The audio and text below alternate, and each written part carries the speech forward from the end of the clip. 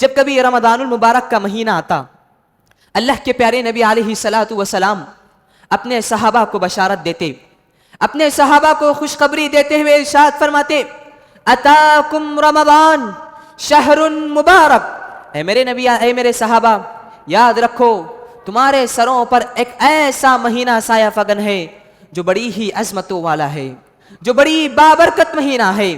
ہمارے سروں پر ایسا مہینہ ہے جو بڑا بابرکت مہینہ ہے۔ سلف صالحین کے متعلق آتا ہے کہ جب کبھی ماہ رمضان کا مہینہ آتا، سلف صالحین رمضان کے مہینے سے 6 ماہ قبل اللہ رب العالمین سے یہ دعائیں کیا کرتے تھے کہ اے اللہ ہمیں ماہ رمضان کا مبارک مہینہ ہماری زندگیوں میں نصیب فرما۔ رمضان سے 6 مہینے پہلے تک یہ دعائیں کیا کرتے تھے کہ اے اللہ رمضان کا مبارک مہینہ ہماری زندگیوں میں نصیب فرما۔ اور جب رمضان کا مبارک مہینہ گزر جاتا تو آئندہ 6 مہینے تک یہ دعائیں کیا کرتے تھے کہ اے اللہ رمضان کے مبارک مہینے میں ہم نے جو عبادتیں کی ہیں، اے اللہ تو ان عبادتوں کو قبول فرما۔ رمضان المبارک کا یہ مہینہ جس کی ہر ساعت رحمت ہے، رمضان المبارک کا مہینہ یہ وہ مہینہ ہے جس کا ہر لمحہ مغفرت ہے۔ رمضان المبارک کا مہینہ یہ وہ مہینہ ہے جو دلوں کو نرم کرتا ہے، آنکھوں کو اشکبار کرتا ہے، بندے کو رب کے قریب لے کر جاتا ہے۔ رمضان المبارک کا یہ مہینہ عبادتوں کا موسم بہار ہے، سعادتوں کا موسم بہار ہے۔ رب العالمین کا یہ وہ مہینہ ہے جو بندے کو رب العالمین کے قریب لے کر جاتا ہے۔ معزز حاضرین اکرام، رمضان المبارک کا مہینہ یہ وہ مہینہ ہے، رمضان کا مہینہ یہ ایسا مہینہ ہے کہ انسان کی کامیابی کے لیے، جہنم سے اپنے آپ کو بچانے کے لیے صرف رمضان کا ایک مہینہ ہی کافی ہے۔ اگر اس ماہ مبارک کا صحیح استعمال کیا جائے، اس مبارک کا صحیح استعمال کیا جائے، انسان کی مغفرت کے لیے صرف ماہ رمضان ہی کافی ہے۔ وَقُلْ جَاءَ الْحَقُّ وَزَهَقَ الْبَاطِلُ إِنَّ الْبَاطِلَ كَانَ زَهُوقًا۔ الحمد للہ رب العالمین، والصلاة والسلام على رسوله الكریم، اشہد ان لا الہ الا اللہ وحدہ لا شریک لہ، واشہد ان محمدا عبدہ ورسولہ، اما بعد، قال اللہ تبارک وتعالی فی کلامہ المجید والفرقان الحمید، اعوذ باللہ من الشیطان الرجیم، بسم اللہ الرحمن الرحیم، شہر رمضان الذی انزل فیہ القرآن ہدی للناس وبینات من الہدی والفرقان، وقال النبی صلی اللہ علیہ وسلم، من صام رمضان ایمانا واحتسابا غفر له ما تقدم من ذنبه۔ معزز حاضرین اکرام، عزیز نوجوان ساتھیوں، پیارے بچوں، بزرگوں، آج کی بارونق اور پر رونق محفل میں آپ کے سامنے جس موضوع کو لے کر حاضر ہوں وہ موضوع ہے استقبال رمضان۔ معزز حاضرین اکرام، جس دور سے ہم گزر رہے ہیں، جس زمانے سے ہم گزر رہے ہیں، پیارے نبی علیہ الصلاۃ والسلام نے اس دور کو، اس زمانے کو تقارب زمانہ قرار دیا ہے۔ تقارب زمانہ کا مطلب یہ ہے کہ وقت بڑی تیز رفتار سے گزر جائے گا، وقت بہت تیزی سے گزر جائے گا، وقت کی برکت ختم ہو جائے گی۔ تقارب زمانہ کے اس دور میں جہاں سال مہینوں کی رفتار سے گزر رہے ہیں، مہینے ہفتوں کی رفتار سے گزر رہے ہیں، ہفتے دن کی رفتار سے گزر رہے ہیں، دن گھنٹوں کی رفتار سے گزر رہے ہیں، پیارے نبی علیہ الصلاۃ والسلام نے اس کو تقارب زمانہ قرار دیا ہے۔ ایسا محسوس ہو رہا ہے کہ ابھی چند ماہ قبل ہم نے ماہ رمضان کو الوداع کہا تھا اور ابھی دوسرا رمضان ہماری زندگیوں میں آنے والا ہے۔ حاضرین اکرام، پیارے نبی علیہ الصلوۃ والسلام نے اس کو تقارب زمانہ قرار دیا کہ وقت کی برکت ختم ہو جائے گی، وقت بہت تیزی سے گزر جائے گا۔ تقارب زمانہ کے اس دور میں جہاں امت محمدیہ کی عمر 60 سے 70 سال ہے، کیا حیثیت رکھتے ہیں یہ 60 سے 70 سال؟ یہ مختصر سی مدت کیا معنی رکھتی ہے؟ آئیے جاننے کی کوشش کرتے ہیں۔ بھائیوں ذرا سوچئے، ایسے موسم میں، ایسے حالات میں، ایسے زمانے میں جہاں سال مہینوں کی رفتار سے گزر رہے ہیں، مہینے ہفتوں کی رفتار سے گزر رہے ہیں، ہفتے دن کی رفتار سے گزر رہے ہیں، ایسے میں امت محمدیہ کی عمر 60 سے 70 سال ہے۔ ہمیں ایسے بابرکت اوقات کی قدر کرنی چاہیے، اس ماہ مبارک کو غنیمت جاننا چاہیے۔ حاضرین اکرام، رمضان المبارک کا یہ مہینہ جس کی ہر ساعت رحمت ہے، رمضان المبارک کا مہینہ یہ وہ مہینہ ہے جس کا ہر لمحہ مغفرت ہے۔ رمضان المبارک کا مہینہ یہ وہ مہینہ ہے جو دلوں کو نرم کرتا ہے، آنکھوں کو اشکبار کرتا ہے، بندے کو رب کے قریب لے کر جاتا ہے۔ رمضان المبارک کا یہ مہینہ عبادتوں کا موسم بہار ہے، سعادتوں کا موسم بہار ہے۔ رب العالمین کا یہ وہ مہینہ ہے جو بندے کو رب العالمین کے قریب لے کر جاتا ہے۔ حاضرین اکرام، جب کبھی رمضان المبارک کا مہینہ آتا، اللہ کے پیارے نبی علیہ الصلوۃ والسلام اپنے صحابہ کو بشارت دیتے، اپنے صحابہ کو خوشخبری دیتے ہوئے ارشاد فرماتے، اتاکم رمضان شہر مبارک۔ اے میرے نبی، اے میرے صحابہ، یاد رکھو تمہارے سروں پر ایک ایسا مہینہ سایہ فگن ہے جو بڑی ہی عظمتوں والا ہے، جو بڑی بابرکت مہینہ ہے۔ ہمارے سروں پر ایسا مہینہ ہے جو بڑا بابرکت مہینہ ہے۔ جب رمضان کی پہلی رات آتی، اللہ کے رسول صلی اللہ علیہ وسلم اپنے صحابہ سے فرماتے، اذا جاء رمضان فتحت ابواب الجنہ وغلقت ابواب النار وصفدت الشیاطین۔ اللہ کے رسول فرماتے ہیں جب رمضان کا مہینہ آتا ہے، اللہ رب العالمین جنت کے دروازوں کو کھول دیتا ہے، وغلقت ابواب النار، اللہ رب العالمین جہنم کے دروازوں کو بند کر دیتا ہے اور سارے شیاطین کو جکڑ دیا جاتا ہے۔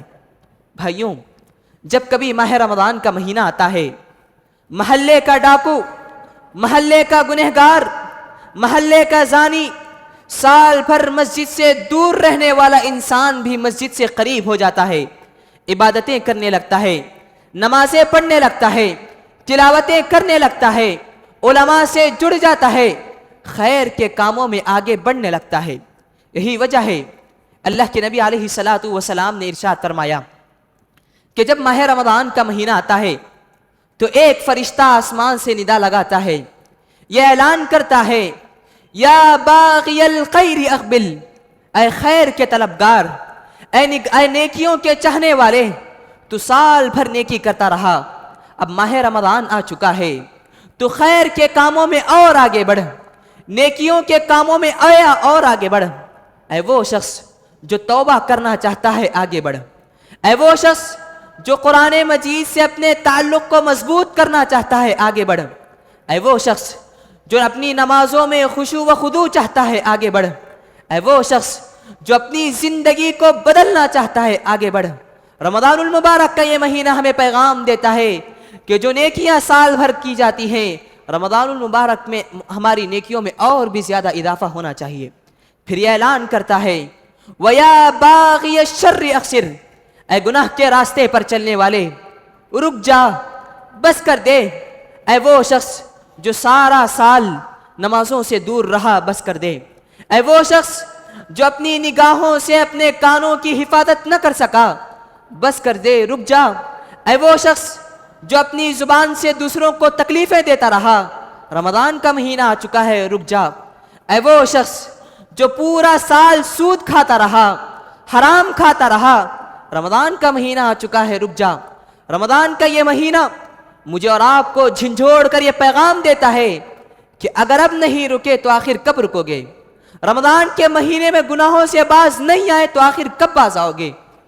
معزز حاضرین اکرام، رمضان المبارک کا مہینہ یہ وہ مہینہ ہے، رمضان کا مہینہ یہ ایسا مہینہ ہے کہ انسان کی کامیابی کے لیے، جہنم سے اپنے آپ کو بچانے کے لیے صرف رمضان کا ایک مہینہ ہی کافی ہے۔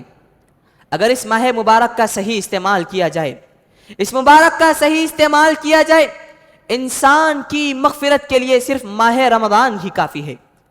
راوی حدیث حضرت طلحہ بن عبید اللہ رضی اللہ تعالیٰ عنہ ہیں، کہتے ہیں کہ دو آدمی تھے، دونوں نے اسلام قبول کیا، دونوں کے دل ایمان کی روشنی سے منور تھے۔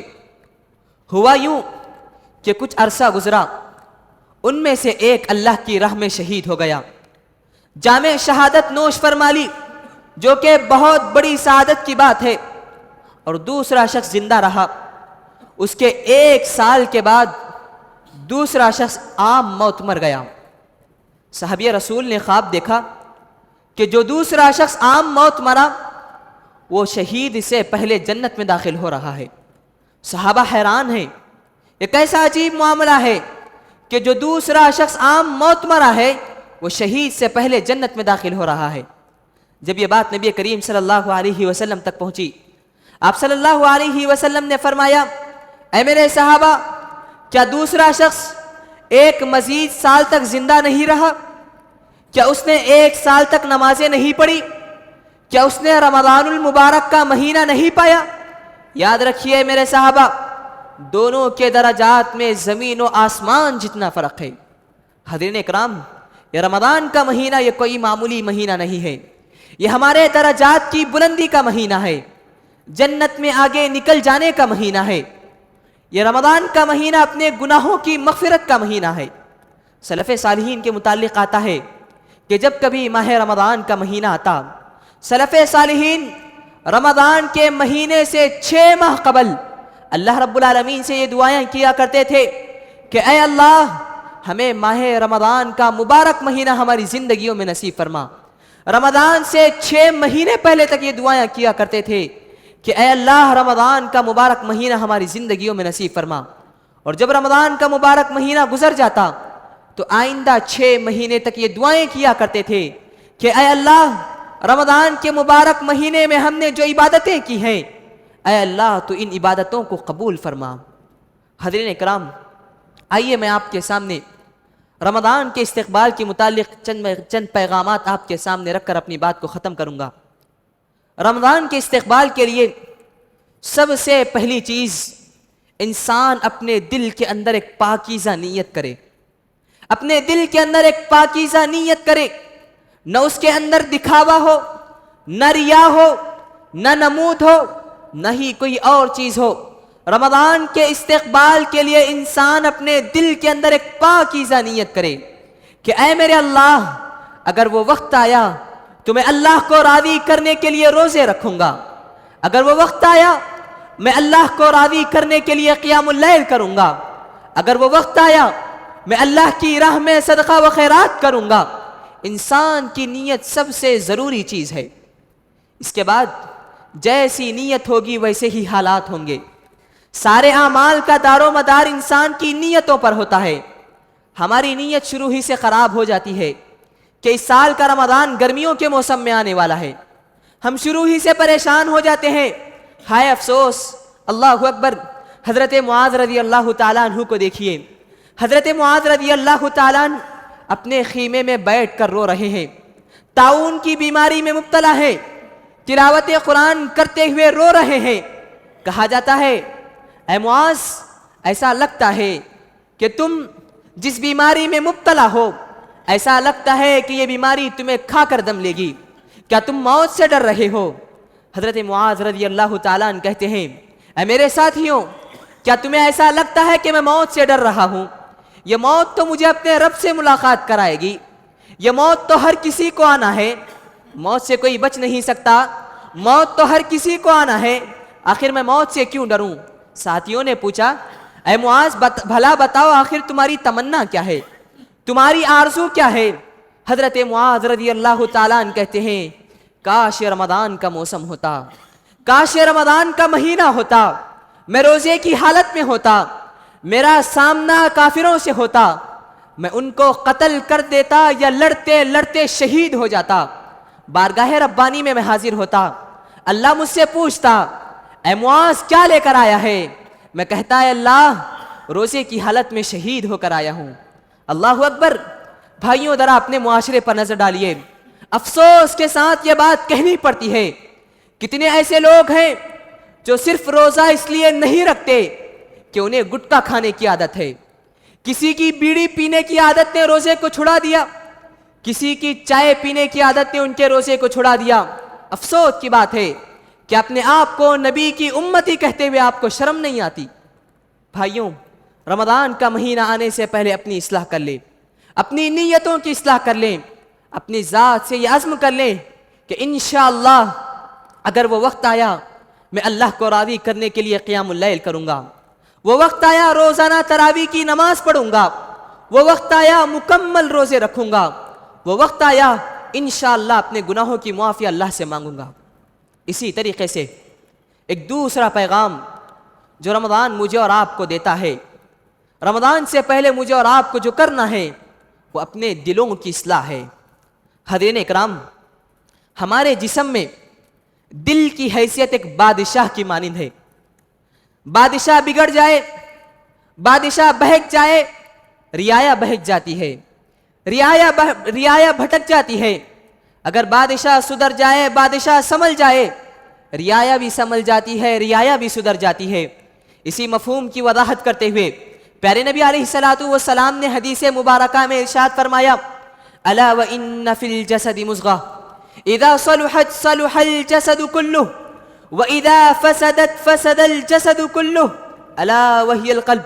لوگوں ہمارے جسم میں ایک ایسا عضو ہے, ہمارے جسم میں ایک ایسا حصہ ہے, اگر جسم کا وہ حصہ صحیح سلامت ہے تو جسم کے تمام اعضاء صحیح سلامت ہیں. اگر جسم کا وہ حصہ بگڑ جائے, جسم کا وہ حصہ خراب ہو جائے تو ہمارے جسم کے تمام اعضاء بھی خراب ہو جاتے ہیں. پیارے نبی علیہ الصلوۃ والسلام نے ارشاد فرمایا الا وہی القلب. لوگوں جان لو جسم کا وہ حصہ, جسم کا وہ عضو انسان کا دل ہے. اگر انسان کا دل صحیح سلامت ہے تو جسم کے سارے اعضاء صحیح سلامت. انسان کا دل بگڑ جائے, انسان کے سارے اعضاء بگڑ جاتے ہیں. ابراہیم خلیل اللہ علیہ الصلوۃ والسلام اللہ رب العالمین سے قلب سلیم کی دعا کیا کرتے تھے. اللہ فرماتا ہے وَلَا تُخْزِنِي يَوْمَ يُبْعَثُونَ يَوْمَ لَا يَنْفَعُ مَالٌ وَلَا بَنُونَ. اللہ قیامت کے دن کی ذلت سب سے بڑی ذلت ہے, قیامت کے دن کی رسوائی سب سے بڑی رسوائی ہے. اے اللہ تو مجھے قیامت کے دن کی ذلت و رسوائی سے بچا لینا. یوم لا ينفع مال ولا بنون, جس دن نہ کوئی مال کام آئے گا نہ ہی کوئی اولاد کام آئے گی. الا من اتى اللہ بقلب سلیم. اگر قیامت کے دن کوئی شخص فائدے میں ہوگا تو وہ شخص فائدے میں ہوگا جو قلب سلیم لے کر آئے. یہ قلب سلیم کیا ہے؟ قلب سلیم کہتے ہیں کہ ہمارا دل ہر طرح کی برائیوں سے, ہر طرح کی گندگیوں سے ہمارا دل پاک ہو. چاہے وہ اعتقاد کی گندگیاں برائیاں ہوں, چاہے وہ اخلاق کی گندگیاں برائیاں ہوں, ہمارا دل ہر طرح کی برائیوں سے اور گندگیوں سے پاک ہو. ہمارے دلوں میں شیطان کا غرور جیتا ہے. رمضان کے آنے سے پہلے اس غرور کو ختم کریں. ہمارے دلوں میں خواہش پرستی جنم لیتی ہے. رمضان کے آنے سے پہلے خواہش پرستی کا خاتمہ کریں. رمضان کے آنے سے پہلے سرکشی کا خاتمہ کریں. بھائیوں اللہ رب العالمین نے قرآن مجید میں رمضان المبارک کے مقصد کو بیان کرتے ہوئے ارشاد فرمایا یا ایھا الذین آمنوا کتب علیکم الصیام کما کتب علی الذین من قبلکم لعلکم تتقون. اے وہ لوگوں جو ایمان لائے ہو, تم پر روزے اسی طرح فرض کیے گئے ہیں جیسا کہ پچھلی امتوں پر روزے فرض کیے گئے. لعلکم تتقون, اللہ نے یہ نہیں کہا تاکہ تم بھوکے رہو, تاکہ تم پیاسے رہو, تاکہ بھوکوں اور پیاسوں کا درد تم محسوس کر سکو, تاکہ تمہارے گھروں میں اناج جمع ہو جائے. اللہ نے یہ نہیں کہا. اللہ نے کہا لعلکم تتقون, تاکہ تمہارے دلوں میں تقوی پیدا ہو جائے, تمہارے دلوں کے اندر تقوی آ جائے. اور پیارے نبی علیہ الصلوۃ والسلام نے ارشاد فرمایا التقوی ہا ہنا, التقوی ہا ہنا, التقوی ہا ہنا, کہ لوگوں تقوی یہاں ہوتا ہے. حاضرین اکرام, رمضان آنے کے باوجود، روزہ رکھنے کے باوجود اگر ہمارے دل تقوی سے خالی ہو تو روزے کے حقیقی مقصد سے ہم محروم ہیں۔ اگر رمضان آنے کے باوجود، روزے رکھنے کے باوجود اگر ہمارے دلوں میں تقوی نہیں ہے تو روزے کا جو حقیقی مقصد تقوی ہے، اس حقیقی مقصد سے ہم محروم ہیں۔ پیارے نبی علیہ الصلوۃ والسلام ایک حدیث میں فرماتے ہیں، کم من صائم لیس له من صیامه الا الضم وکم من قائم لیس له من قیامه الا سحر۔ اللہ کے رسول فرماتے ہیں کئی ایسے روزے دار ہیں جنہیں بھوکے اور پیاسے رہنے کے علاوہ کوئی اجر و ثواب حاصل نہیں ہوتا۔ کئی ایسے لوگ ہیں جو لمبا قیام کرتے ہیں لیکن انہیں تھکان کے علاوہ کوئی اجر و ثواب حاصل نہیں ہوتا۔ کیوں؟ ان کے دلوں کی نیت صحیح نہیں ہے۔ حاضرین اکرام، رمضان کے آنے سے پہلے اپنے دلوں کی نیت صحیح کر لیں، اپنے دلوں کو پاک و صاف کر لیں، اس لیے کہ رمضان یہ دل جو ہے، جو دل گناہوں سے لت پت ہو، ایسا دل عبادت کی طرف بڑھنے میں ایسے دل کو بہت پریشانی، بہت ہی زیادہ مشکل ہوتی ہے۔ اسی لیے رمضان کے آنے سے پہلے اپنے دل کو پاک و صاف کر لیں اور یہ عزم کریں کہ رمضان المبارک کا مہینہ آیا تو انشاءاللہ ہم رمضان المبارک کے اس مہینے کو عام مہینے کی طرح نہیں گزاریں گے، رمضان کے ان بابرکت اوقات کو ہم ضائع نہیں کریں گے انشاءاللہ۔ اسی طریقے سے رمضان المبارک کا ایک پیغام یہ ہے کہ رمضان المبارک کے مہینے میں بہت سے لوگ اپنی دنیا آباد کرتے ہیں، بہت سے لوگ رمضان کے مہینے میں اپنی دنیا آباد کرتے ہیں، بہت سارے لوگ اپنی دنیا آباد کرتے ہیں لیکن بہت کم لوگ ایسے ہیں جو اپنی آخرت آباد کرتے ہیں۔ اللہ نے کہا رجال لا تلہیہم تجارہ ولا بیع عن ذکر اللہ واقام الصلاة وایتاء الزکاة یخافون یوما تتقلب فیہ القلوب والابصار۔ ہم میں سے کئی ایسے لوگ ہیں جو رمضان کا انتظار کر رہے ہیں۔ کیوں؟ کیونکہ نیا تجارتی کاروبار شروع کرنا ہے، نیا بزنس ڈالنا ہے، پیسے کمانا ہے، دنیا کمانا ہے۔ اللہ کے چہیتے بندے کون؟ اللہ نے کہا رجال لا تلہیہم تجارۃ ولا بیع۔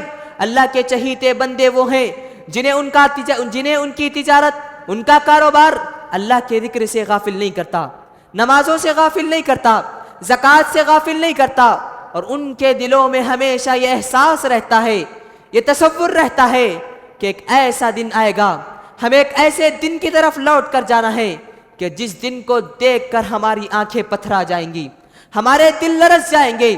یہ دل کا احساس، یہ تصور ان کے دلوں میں ہمیشہ رہتا ہے۔ حضرین اکرام، ہم سال کے 12 مہینے کماتے ہیں، رمضان میں بھی کمائیں، لیکن ہماری زیادہ تر توجہ نیکیاں کمانے کی طرف ہو۔ یہ رمضان کا مبارک مہینہ نیکیاں کمانے کے لیے آتا ہے، جنت لوٹنے کے لیے آتا ہے، ثواب حاصل کرنے کے لیے آتا ہے، اللہ کو راضی کرنے کے لیے آتا ہے۔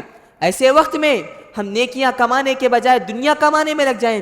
اللہ کے پیارے نبی علیہ الصلوۃ والسلام نے فرمایا، اللہ فرماتا ہے یا ابن آدم تفرق لعبادتی، اے میرے بندے میری عبادت کے لیے وقت نکال، اے میرے بندے میری عبادت کے لیے ٹائم نکال۔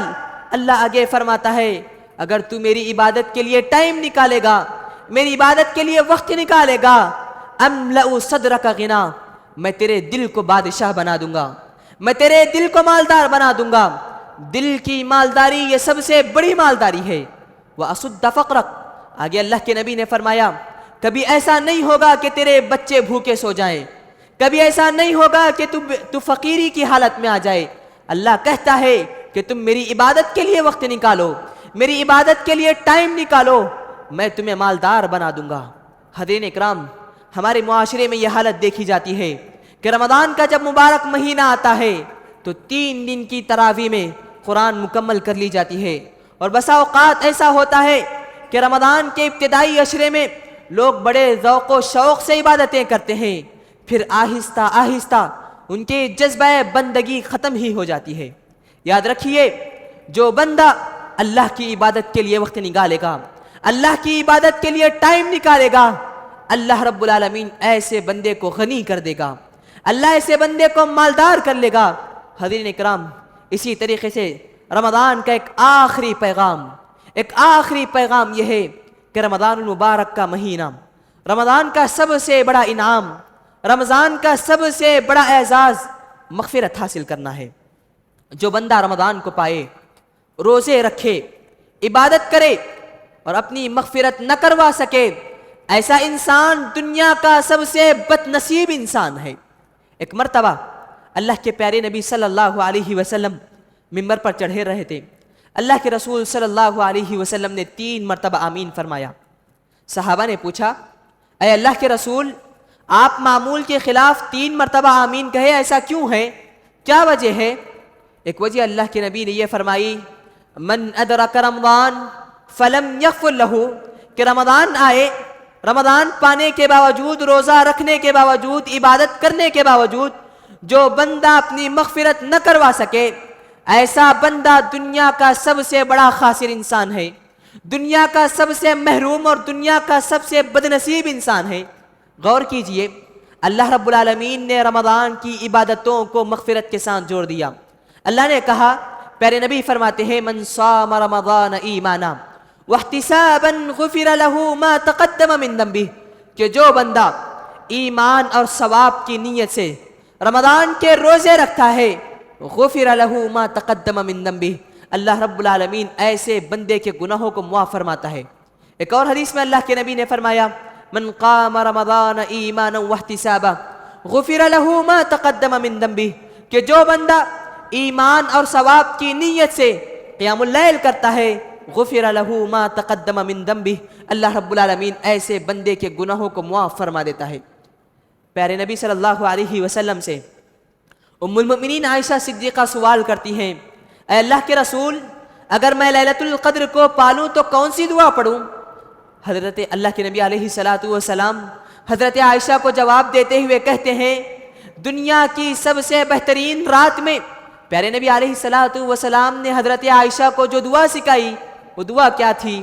اللہم انک عفو تحب العفو فاعف عنی، اللہ تو معاف کرنے والا ہے، تو معافی کو پسند فرماتا ہے، فاعف عنی، اے اللہ تو مجھے معاف فرما۔ رمضان کے سب سے بہترین رات میں اللہ کے پیارے نبی نے حضرت عائشہ کو مغفرت کی دعا سکھائی۔ حاضرین اکرام، رمضان کا سب سے بڑا انعام، سب سے پہلا اعزاز اور رمضان کی سب سے بڑی سعادت یہ ہے کہ بندہ زمین میں اپنی مغفرت کروا لے۔